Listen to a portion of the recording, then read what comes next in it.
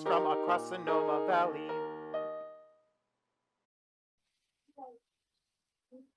My name is Rachel Hunley, and this is Good News Sonoma, a show all about good news right here in Sonoma Valley.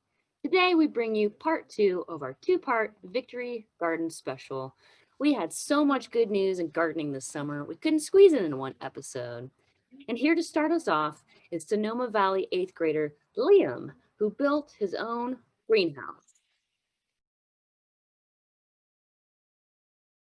This is how and why I built my greenhouse. So, I don't know why, I just randomly thought of the idea to start building one. And I started off by cutting up these PVC pipes here.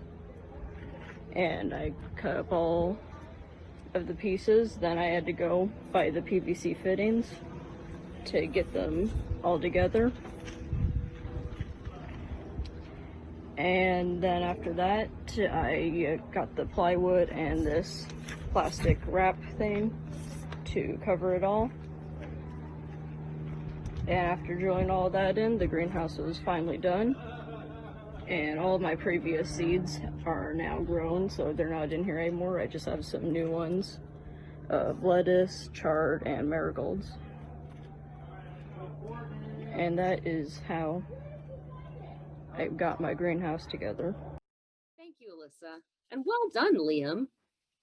For our last segment of our Victory Garden two-part special, I want to show you something that I've been working on this summer. This is a little something that I've called the Pumpkin Project. In March of this year, my husband and I had to move because our lease was terminated. Fortunately, we found a tiny rental house with a big backyard, which was great for our dog Sam. The front yard, however, was empty gravel and was quickly covered in weeds. I knew I had to do something, and then one day it hit me. Pumpkins. As it turns out, pumpkins are really fun because the plants grow fast and big. It wasn't long before I had my first sprouts. When they became little plants, I removed half to make space. The leaves got bigger and bigger, and the first vines started to grow. Soon, there was a sea of orange flowers bursting open each day, usually buzzing with happy orange pollen-covered bees. Then one day, pumpkins started to grow. Life as we knew it changed earlier this summer, and the pumpkins became my daily meditation and exercise in patience and hope. Watering, fertilizing, detangling the vines, pruning tired leaves. I even gave my growing pumpkins a daily pep talk. I still do. By July, I had dozens of pumpkins growing in my front yard, just as I had first envisioned. What I hadn't expected was the impact the Pumpkin Project would have on people outside of my house. As you know, when the shelter-in-place order happened in March, a lot of people turned to walking. When the air is clear and we have our windows open, it is an absolute joy to hear someone on the sidewalk exclaim, "Hey, look, it's pumpkins!" Eventually, people started stopping to talk to me when I'm out going through my daily pumpkin ritual.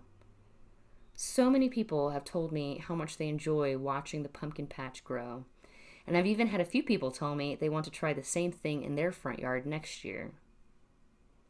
Despite the challenges of this year, my faith in humanity has been bolstered by people who have told me these pumpkins always make them smile when they walk by. But I'm not done with pumpkins just yet. In July, I planted one last batch of seeds that hopefully will become Thanksgiving pumpkin pie. Thank you so much for joining us on this two-part Victory Garden special. So what's your good news?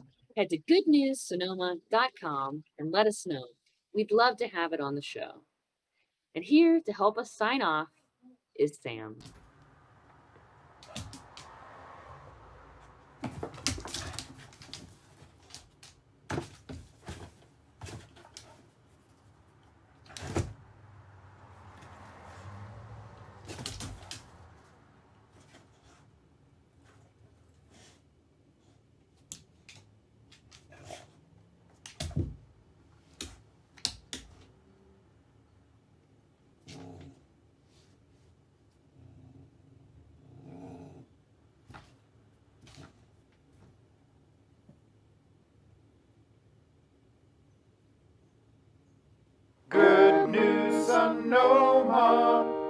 We will see you next time.